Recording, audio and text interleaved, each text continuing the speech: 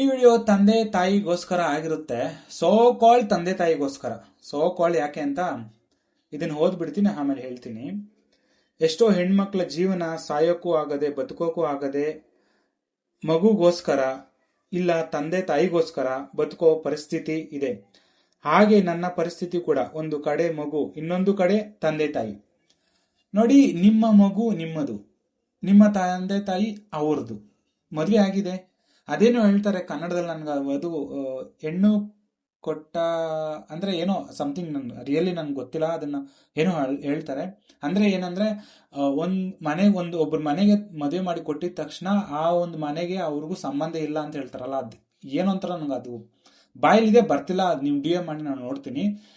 ಕೊಟ್ಟ ಹೆಣ್ಣು ಏನೋ ಇನ್ನೊಂದು ಹೊರಕ್ಕೇನೋ ಸಮಥಿಂಗ್ ಅದಿದೆ.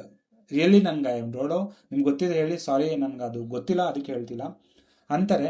ಹಂಗಿದ್ವಾಗ ನಿಮ್ಮ ಮಗುಗೋಸ್ಕರ ಜೀವನ ಮಾಡೋದು ಸರಿ, ತಂದೆ ತಾಯಿಗೋಸ್ಕರ ಜೀವನ ಮಾಡೋದು ಎಷ್ಟು ಮಟ್ಟಕ್ಕೆ ಸರಿ? ಕೊಟ್ಟ ಹೆಣ್ಣು ಹೊಲಕ್ಕೂರೋ ಈಚೆನೆ ಏನೋ ಸಮಥಿಂಗ್ ಅಂತಾರಲ್ಲ, ತಂದೆ ತಾಯಿ ಹೌದು ಇರ್ತಾರೆ, ಇರಲ್ಲ ಅಂತ ಹೇಳಿಲ್ಲ. ಎಷ್ಟು ದಿನ ಇರ್ತಾರೆ? ನಿಮಗೆ ಸಾಯೋವರೆಗೂ ಇರಲ್ವಲ್ಲ. ನಿಮ್ಮ ಗಂಡ ನಿಮ್ಮ ಪ್ರೈವೇಟ್ ಆಗಿರ್ತಾರೆ, ಅವರೇ ಇಲ್ಲ ಅಂತ ಅಂದ್ಮೇಲೆ ನಿಮ್ಮ ಮಗುನ ನೀವು ಮಾಡ್ಕೊಳ್ಳೋ ಅವಶ್ಯಕತೆನೂ ಇರ್ತಿರ್ಲಲ್ಲ. ಸೋಕಾಳ್ ತಂದೆ ತಾಯಿಗೆ ಹೇಳ್ತೀನಿ, ನಿಮ್ಮ ಮಕ್ಕಳನ್ನ ನೀವು ಎಷ್ಟು ಮಟ್ಟಿಗೆ ಬೆಳೆಸಿರ್ತೀರ ಅನ್ನೋದು ಇಂಪಾರ್ಟೆಂಟ್ ಆಗಲ್ಲ. ಯಾರು ಕೊಡ್ತಿದೀವಿ ಅವನ್ ಎಷ್ಟು ಮಟ್ಟಿಗೆ ಸಮರ್ಥ ಇದ್ದಾನೆ ನನ್ನ ಮಗಳ ನೋಡ್ಕೊಳ್ಳೋದಕ್ಕೆ, ಅದನ್ನ ನೋಡಿ. ಅವನ ಹತ್ರ ದುಡ್ಡು ಎಷ್ಟಿದೆ, ಅವನು ಯಾವ ಕಾರ್ ಓಡಿಸ್ತಿದ್ದಾನೆ, ಅವನ ಜಮೀನು ಎಷ್ಟಿದೆ, ಇದನ್ನ ನೋಡಿದ್ರೆ ನಿಮ್ಮ ಮಗಳು ಈಗ ಪರಿಸ್ಥಿತಿ ಹೆಂಗಿದೆಯಲ್ಲ ಹೇಳ್ಕೊಳ್ತಾ ಇದ್ದಾರೆ ನಮ್ಮ ಹತ್ರ. ಅಲ್ಲಿವರೆಗೂ ಪೇರೆಂಟ್ಸ್ ತರ್ಸ್ಕೊಂಬೇಡಿ.